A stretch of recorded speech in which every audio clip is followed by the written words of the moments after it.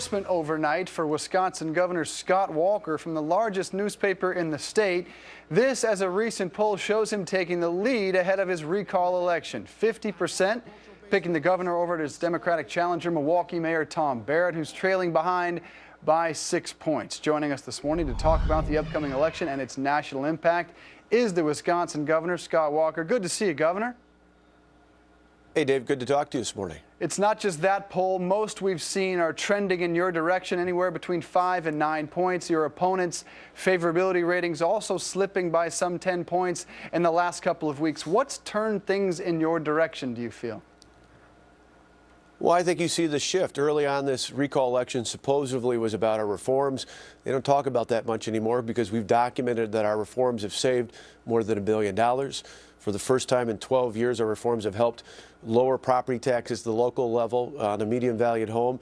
That's led to a surplus in our budget of $154 million. In fact, for the first time ever, we've had 2 consecutive years where we put money in our rainy day fund. And probably the biggest issue that we've heard in the last couple of weeks was about job numbers in 2011. And a new survey of nearly every employer in the state of Wisconsin, one that economists agree is the best measure of jobs in the state, shows that we gained jobs in 2011, and we've had more than 30,000 new jobs since I've taken office. So they keep moving the ball on what this issue is about. I think it's just about rehashing the last election instead of on the real substantive issues where we're moving Wisconsin forward. And we also mentioned that critical endorsement from the Milwaukee Journal-Sentinel. Part of that was a little bit critical of you this morning, saying you brought about some of the animosity on yourself, choosing an in-your-face style from the start. You have said that if you do win this recall election, you will not be more bipartisan, but more consensus building. So take me back. If you were to do over this collective bargaining legislation that limited the public unions, how would you do it differently?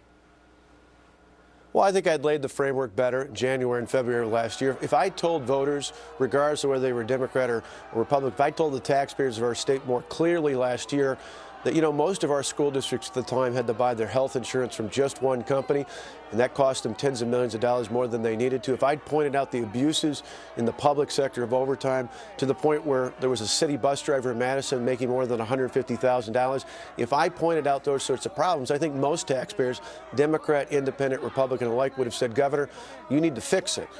My problem was I was so anxious to fix it that I didn't spend as much time talking about it. But usually in politics, it's the other way around. Right. Usually politicians talk about it endlessly and never seem to fix things. So I'm always going to be gearing up to fix things. I just understand looking forward, we need to have a better process to get to that final product. So maybe different style, but not substance if you had to do over. All right, so ultimately all elections are local, but this one has $20 million of donations pouring in from corporate donors, including the Koch brothers. On the other side, the national labor unions are all involved. What are the national implications, in your opinion, of your own recall election?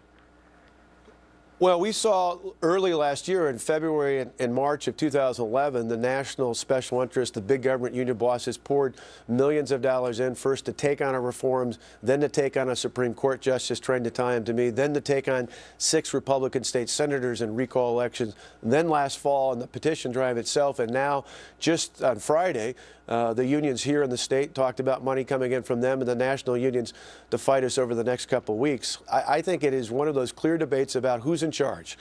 Is it a handful of special interests? Is it a handful at the state and the local level of big government union bosses? Or is it ultimately the hardworking taxpayers? I stand up and side with the taxpayers.